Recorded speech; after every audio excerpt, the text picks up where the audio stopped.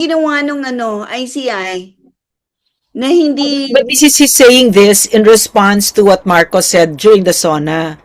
So, in other words, it's very different from his original, the first speech that he had, where he was saying that I'm not going to go down alone. I'm going to take everybody with me.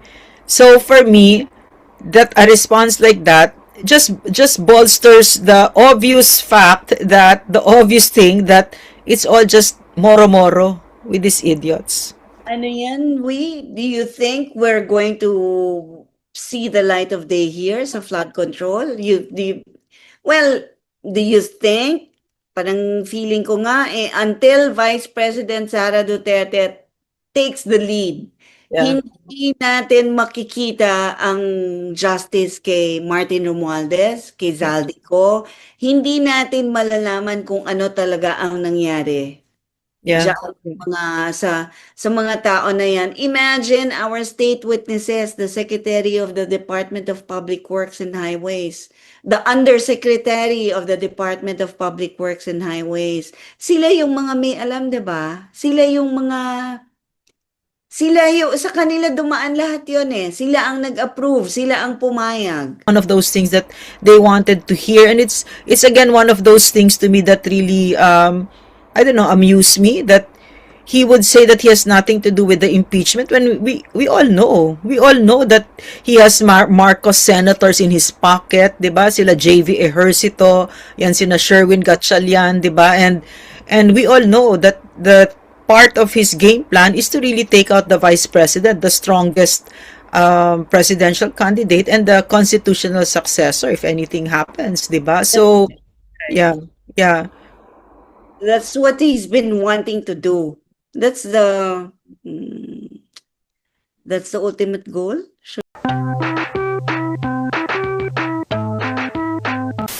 Ito na, Ruth, may tanong ako.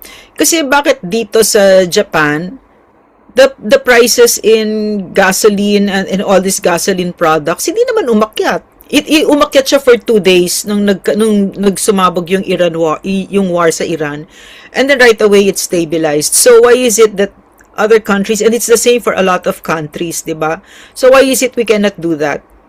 Because our fuel has become deregulated. There was a law before deregulating the prices of fuel. Baka DOE needs to look into that, and then Congress will have to come in, i-propose ni DOE sa Congress na i-regulate ulit ang presyo ng fuel. Kasi by deregulation, you mean bahala na sila, the oil producers or the oil distributors, sila ang magpapresyo ng kanilang krudo, kanya-kanyang presyuhan yan. That's why you will see in the market, iba-iba ang presyo, merong mababa, may mataas, may mura, may mahal. What do you think PRRD or a good president would do in a situation like this? He would have imposed suggested retail price.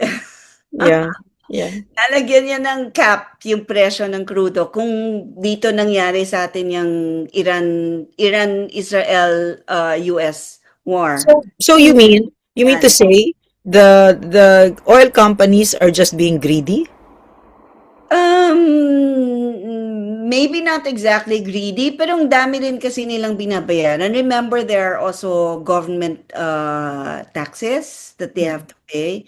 Marami rin siguro silang, I hate to say it, pero baka marami rin silang nilalagyan, marami silang binibigyan para hindi sila masyadong hulihan. Alam mo yon, it happens, and we know that. So, baka hindi straight payment naman yung kanilang taxes, hindi lang yon ang tinatax sa kanila, hindi lang rin, or kung alam man nila kung saan napupunta. Okay. Okay. And then because of yung sa speech ni BBM, has he addressed the paralysis of governance and the urgent needs of the people? Alin ba doon ang niya, ang sagot niya doon sa urgent needs natin? Parang wala naman akong nadinig bukod sa bigas, bukod sa transportation na may libreng sakay siya, bukod sa, anong sabi niya? Minimum wage ng OFW ay pina-increase niya. By how much? We do not know. Yung pension ng military personnel, pinataas niya. By how much? We do not know. And it's And not even true. I mean, he's really lying through his teeth because I get reports, di ba, because he promised that increase a long time ago. It hasn't happened. No, it hasn't happened. So, we don't know. We yeah. don't know. Kaya nga, hindi rin naman ako hook, line, and sinker. Diba? You take it hook, line, and sinker. You take it with a grain of salt na lang. Kasi yung SSS assistance for pension daw, that will increase also the pension of our workers. By how much? Mm. Kung Yeah. tataas man. Diba? Kung itataas man siya. So, there, urgent needs of the people, inflation, unemployment is still very high. Wait, I have, He hardly talked about the economy. yeah, not the economy, and then unemployment. Ang taas ng unemployment natin, Yeah. Millions, di ba? Parang, how many nga, ilang porsyento yun? Basta almost, I don't know, they can't, I have it here. Unemployment rate as of May 2026 is at 4.8%, approximately 2.5 million Filipinos jobless. As of How many? April, How many? Ruth, say it again. 2.5 million Filipinos 2.5 million. jobless. Correct, yeah. April 2026, unemployment rate went down by a bit, but to 4.7% from 4.8. So we have 2.41 million Filipinos jobless. Ruth also, because this is his second to the last SONA supposedly, 'di ba? So I went back kasi to his first SONA, and then he promised a lot of things there, and none of them have come into fruition, no? For instance, the most to me was the budget modernization. Wala naman nangyari eh. In fact, ang nangyari pala sa budget sa budget modernization niya, yung na nga ito, yung allocations, yung mga underground na allocations, yung mga insertions, 'di ba? Yun yung nangyari. No, so parang kasi naalala ko KPRRD noon, lagi ko naririnig sa kanya, and I'm sure you heard it also. He would say, ito yung pinangako ko sa Pilipino, 'di ba? Dapat ito yung gagawin natin, and he really the one thing that he asked for an apology for was yung drugs na sinabi niya in 6 months mawawala, 'di ba? Na I'm sorry, hindi ko na yung pinangako ko hindi naging totoo kasi mas malalim pa pala yung problema natin, 'di ba? So sa madaling salita, as a president, no, as a leader of your country, you get voted by the promises that you gave the Filipino people, 'di ba? And And the reason that his trust rating is abysmal is because we saw early on, he was just lying, 'di ba? For us to get our votes, 'di ba? From the vice president to the ganon, 'di ba? So, what do you think? I mean, can he still save this presidency? I don't think so. Kasi he has 2 years na lang eh. He has 2 years na lang. So, I don't know. So, so this is what this impeachment is all about, right? Did he talk about he didn't talk about the impeachment, no? But the Filipino people, there was a survey, and that's one of those things that they wanted to hear, and it's again one of those things to me that really I don't know, amuse me, that he would say that he has nothing to do with the impeachment when we all know that he has Marcos senators in his pocket, 'di ba? Sila JV Ejercito, yan sina Sherwin Gatchalian, 'di ba? And we all know that the part of his game plan is to really take out the vice president, the strongest presidential candidate and the constitutional successor if anything happens, 'di ba? So yeah. That's what he's been wanting to do. That's the ultimate goal. should I Yeah. say? Yeah. Diba? Yeah. So what do you think? What do you think about all of this? Because during his SONA yesterday, he said that what was this? That he was going to go yung investigate the corruption, the corruption, the flood control and everything. And then today, the DOJ filed cases against the 18 former soldiers and including Attorney Levy Baligot, diba? A day after. And these are whistleblowers, no? So, but the thing is, the whistleblowers, Mm. through their personal testimonies, pointed all the way up to Malacanang, di ba? That's So right. again, it's very clear that this entire an entire government machinery is being used to protect him, di ba? So I'm concerned about what the implications are for our country and what it is that we're gonna going through 2028, no? Well, the sincerity naman of what he says will be measured dyan sa mga sinasabi niya. Gusto niyang suplungin talaga, gusto niyang isolve ang crisis, gusto niyang isolve ang maleta, gusto niyang isolve ang flood control issues. Let's see. Let's see. Why are you saying let's see? He's the mastermind. Why are you still saying let's see? Let's see about what? Kung anong magagawa niya, paano niya, paano pa But niya, 'di ba sa law parang yung self-incrimination hindi pwede 'yon, 'di ba? So of course he's protecting himself because for me there's no question anymore. No, there's no question anymore that Marcos is the mastermind. No, a lot of people have said it. I'm not the only one saying it, and I am of the same mind. No, and it's very very clear that they're there to protect him. No, it his team is is there to protect him. it is So so clear. It is so yeah, clear. That's why Martin Romualdez does not come out kasi yeah. magsasalita si Martin, sasabihin niya kung sino at masasama yung anak niya, 'di ba? I'll That's read to you. I'll read to you what Martin said, and then I want you to tell me, okay, what you think about his response. yeah, but wait, Because, that's yeah, why go ahead. that's why they want to silence the 18 Marines, 'di ba? Yeah, Kasi yeah, baka po sila masyado. That's mm, why they don't want Zaldico to come home. yeah, yeah, Kasi masyado silang mabubuko na talaga. So, yeah. yeah. Okay. Oh, what Okay, did you so first, Bongbong Marcos says, during his SONA, masakit nun sa akin ito, ngunit kailangan nating gawin ang tama. Hindi ako pangulo ng aking pamilya, blah, blah, blah. Okay? And then Martin Romualdez responds, masakit man ito sa aming pamilya, iginagalang ko ang naging pahayag ng Pangulo, hindi ako kailanman humingi ng pabor o espesyal na pagtrato. What do you think? tawag mo doon? Ano ba? Ano Di bang ba? doon? Ano bang tawag mo doon sa hindi siya humingi ng special na pangtrato? That's what he's saying. Hindi siya humihingi ng special treatment. Humihingi. So, anong ginawa nung ICI?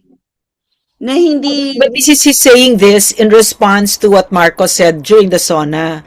So, in other words, it's very different from his original, the first speech that he had, where he was saying that I'm not going to go down alone. I'm going to take everybody with me. So for me, that a response like that just bolsters the obvious fact that the obvious thing that it's all just moro-moro with these idiots. ano yan, do you think we're going to see the light of day here sa flood control? Well, do you think, parang feeling ko nga until Vice President Sara Duterte takes the lead, Yeah. hindi natin makikita ang justice kay Martin Romualdez, kay Zaldico. Hindi natin malalaman kung ano talaga ang nangyari. Yeah. Diyan sa mga tao na yan. Imagine our state witnesses, the Secretary of the Department of Public Works and Highways, the Undersecretary of the Department of Public Works and Highways. Sila yung mga may alam, 'di ba? Sa kanila dumaan lahat 'yon eh. Sila ang nag-approve, sila ang pumayag. Hindi naman siguro at gunpoint 'yan Mhm. ginawa, 'di ba? Or nagpirma sila, hindi naman siguro sila tinutukan ng baril noon. Yeah. Yeah. Nag-benefit sila. Yeah, Si all of si them, all of si them. Amina Pangandaman ay na ano pa, naging president pa ng bangko, 'di Kaya ba? nga, kaya nga alam mo yung sinasabi ni BBM sa opening pa lang niya, yung when he talked about the ombudsman, Mm. ombudsman na ang bahala dahil mababawi natin ang pera ng taong bayan, ayaw nating mapunta sa bulsa ng mga tiwali. Yeah. Nasa bulsa na nga ng mga tiwali, 'di ba? Wala na nga tayong makita kaya nga wala ng pera eh, wala ng pondo na panglinis ng panggawa ng flood control eh kasi wala na. And then uutang na lang tayo, that's our next recourse. We'll just borrow money again, di ba? It's not our next recourse. He's already doing it, 'di ba? He's already we're Exactly. overspending. Who was it that said it? Lito Banayo said it. We're overspending, overtaxing because Yeah. because there's overstealing, 'di ba? And there's overstealing. Kaya we don't know. And there's this funny closing remark. I don't know if you heard it. Mm, He had a very, parang kinilabutan ako dun sa closing remark niya when he said, we are not greedy, yeah. something like we are not a greedy people. We are not racists. Gusto ko mahulog sa upuan ko. Yeah. Kasi kami sir hindi greedy, pero baka kayo greedy. At saka baka Yeah. kayong mga tao dyan greedy. Yeah. We are respectful, sabi niya. We're a respectful people. If we're respectful, bakit natin pinadala yung 80 years old sa Hague? If we respect him and he's former president, 'di ba? We have the regular courts. If we are respectful, why didn't we respect the regular courts who can hear the case against PRRD? And then he said, we are dignified. Ano daw? Dignified, sir. Mag-hair follicle test muna tayo para maging dignified talaga, para sigurado ang tao na Lang, could he please wipe his nose before he goes out? No, because the cocaine residue is all around there, and his gums are bleeding from all this cocaine that he's doing, 'di ba? And pwede ba dignified? Pwede ba wag kang mag-cocaine habang andyan ka sa harap ng Pilipino? Nagsusnort siya eh. Bago siya humarap dyan eh sa mga ganyan, no? So you're talking about dignity. You know what? It's really it's I can always go back kasi to the fact no that we know that he has a substance abuse disorder because that speech kasi of him while I was listening to him, no, not only was he not in touch with the Filipino people, but he didn't seem to be in touch with reality anymore. And a substance abuse disorder affects all your cognitive functionings, no, your perception, your judgment, your impulse control, etc. Diba? So he really thought that he was getting away with it. No, this is a man. Yeah, go ahead, Ruth. that explains the stuttering when he speaks. Yeah, Diba? When he says, baka. Diba when he speaks, ang rami niyang, he stutters, yes, ulit. He yes, couldn't complete his thought na hindi yes. niya masabi. And then there's this one last thing na I think this is the only thing he said that is true. He said, we do not yield. Correct. At least ha, may isa siyang honest na sinabi. Yun We're lang. gonna, we're gonna cling on. Naman here is, I think, if I got it correctly, the context is for the West Philippine Sea.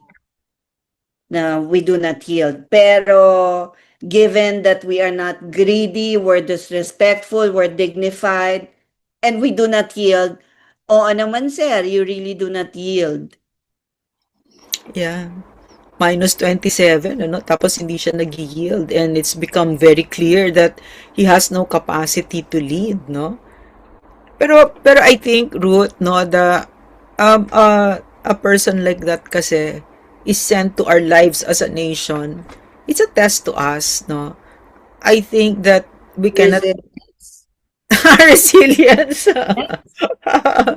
I guess our courage, no, and our unity as a people. Kasi Ang ganda, ano no?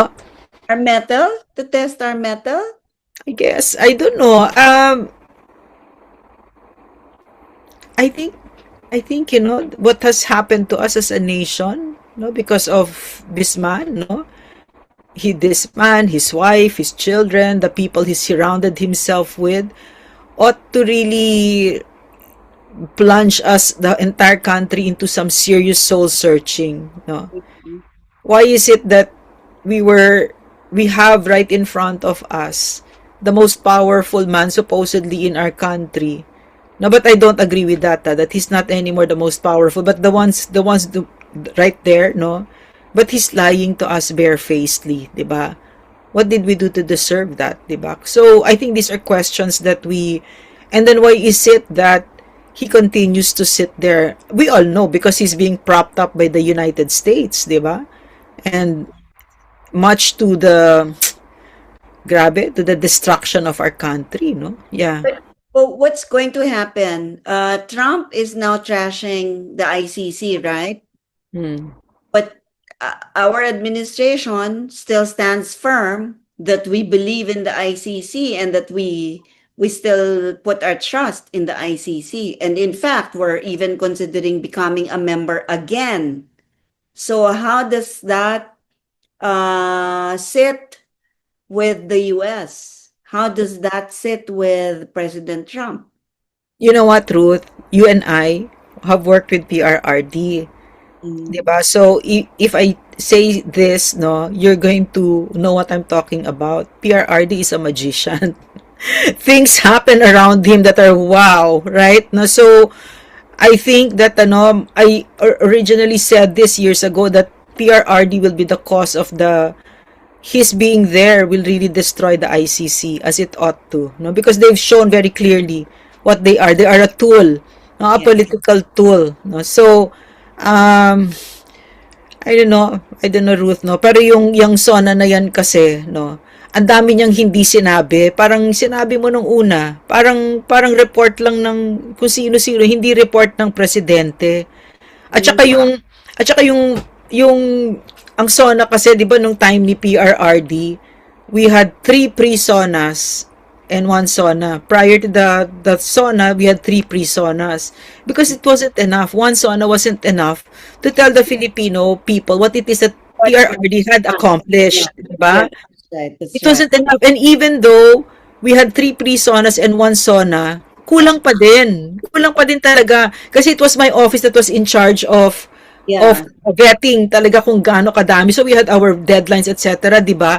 Pero hanggang sa last minute, could you please include this? Sabihin, hindi talaga enough.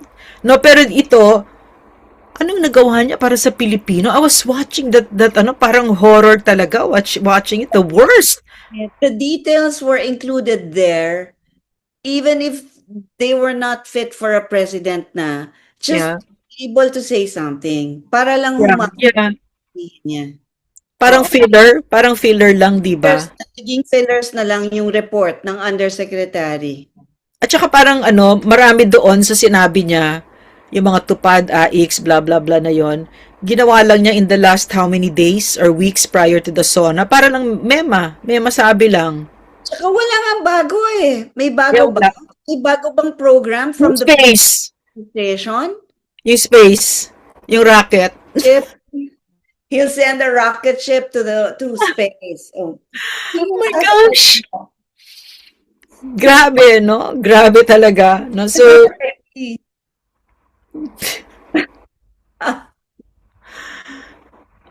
really, you're thinking what I'm thinking, sana nga. yeah. Yeah. So, we've run out of time, Ruth. No, there's so many things pa that we need to talk about.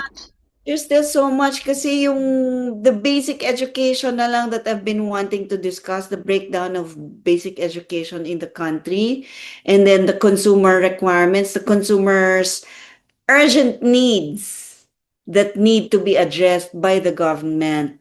Yan, matagal ko nang kailangan i-discuss talaga yan. Very briefly, like what? Huh? 10 more minutes. Sige nga, what? 5 more minutes. Sige nga, what? They have, this administration was able to build 21,441 classrooms from July 2022 to July 2026. 21,000 classrooms. Gaano kadami yun, Yeah, Dami konti. ng estudyante natin. Ilan ang estudyante natin? Ilang milyon? Ang natayo natin, 21,000 classrooms lang.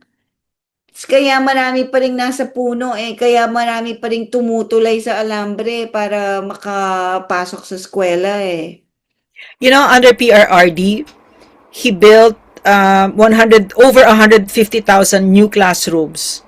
And then that's not even including the ones that were built under the NTF LCAC. Marami yun. Ang dami nun, thousands upon thousands, no? And this one, 21,000. So, if it's 150,000, let's say, 150,000 even, for 6 years, how many is that per year? I'm bad with math. 107,000? 150. Divided by 6. Wait. Yeah. Okay. Divided by 6 is around 25,000. Tama? 25,000. Hindi pa, ano pa yun, wala pa nga yung ano doon ha, wala pa doon yung NTF LCAC ng hundreds of thousands. Ay, kulang pa pala yun. I'm sorry. 1,000. I'm sorry. Okay, KPRRD, 150,149 new classrooms. Tapos 103,548 classrooms that were repaired and rehabilitated. Oh. Tapos over almost 15,000 technical vocational laboratories. Tapos 588 gabaldon, yung heritage na schools, were restored. And this is not even including like I said, the LCAC. And there was one year, was it last year, when the Marcos administration only built 25 classrooms? Ito 51,441 classrooms that are newly built from July 2022 to July 2026. 21,000 not even 22 Classroom repair, how much is your classroom repair? 100,000 something? Repaired, almost 104,000. This is 14,350. Oh my goodness. Yeah. And then last mile schools programs, 908 classrooms completed across 257 sites. Yikes. Okay, so when was this? 22 classrooms in 2025. 22, dude.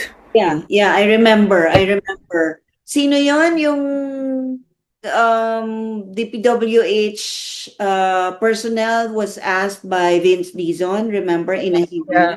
Yeah. So 257 school sites. You know what it means? Okay, you know what it means? Kasi umakyat ako ng bundok maraming beses, di ba? Ikaw din, no? Ang ibig sabihin nun, yung mga batang katutubo, no? They're going to walk kilometers upon kilometers kasi kulang na kulang. Wala silang classroom doon sa tribo nila. That's right. Yung mga nandun, yung pinakamahihirap, ang underserved talaga. So that makes them vulnerable to the CPP, NPA, NDF. So apart from extreme poverty, meron pang terorismo sa buhay nila, nasisirain talaga yung buhay nila, yung mga anak nila, at saka sila magiging NPA, mamamatay sila, etc., etc. Diba? So, yun ang implications ng ganyang klaseng president, no? Kung president pa ba matatawag mo dyan, no? Really, it's really sad kasi priority yan Diba, education is top priority anywhere in the world. Yeah. And even with our constitution, 'di ba, dapat yung pinakamalaking budget is education. Yes. Should be the Department of Education. Kaso, 'di ba, nalulusutan tayo. Yeah. Mas yung DPWH kaysa sa DepEd. Yeah. Very cynical talaga, or they'll make it seem like it's DepEd that got the biggest cut, pero eventually pag natapos na, they'll also get the insertion, so that really that it's a DPWH that gets the most, because that's where they can steal the most. And so far, it's only DPWH that we're talking about. We still haven't spoken about the corruption and the insertions at the DOH, at the other departments, di ba? And itong mga naririnig natin sa customs, sa et cetera, di ba? Na meron talagang hinahatid na mga maleta din, no? Still on classrooms. The national deficit for the country is at 150,000 to 166,000 classrooms. Grabe. National deficit. But the administration's target for 2026 under the 2026 GAA is to build 24,000 to 25,000 additional classrooms. That's only what? 25,000 o 150, ilang percent lang yun nun? Grabe. Like 8% Yeah. Yeah. ng 150,000. Yun lang yung gagawa niya. We've run out of time, Ruth, but we'll continue our conversation. So, thank you so much, Ruth. We had a very sana ay na-inform kayo ni Attorney Ruth Castelo. At maraming salamat, Ruth. Maybe you want to say goodbye to our mga kababayan na nakinig sa atin. No? Yes. Thank you, Dr. Lorraine, of course, for inviting me here. And there is still so much, ang dami pa nating kailangan pag-usapan kung ano yung hindi natin nakukuha sa gobyerno. Education, classroom pa lang yung pinag-usapan natin ngayon. Sa SONA, parang wala naman tayo talagang masyadong makukuha, but it does not change the fact na sobrang dami pa rin nating kailangan na makuha sa gobyerno at hindi natin malalaman yan kung hindi pag-uusapan. So, I look forward to the next episode, Dr. Lorraine Badoy, so that we can discuss some more the country's priority needs, the country's urgent needs that really need to be addressed. Maraming salamat, Attorney Ruth. No, kaya namin ito ginagawa kasi ang galing ng isang bansa ay nanggagaling at saka yung lakas ng isang bansa ay nanggagaling sa kanyang mga mamamayan at ang yung mga mamamayan na yan ay dapat informed. So,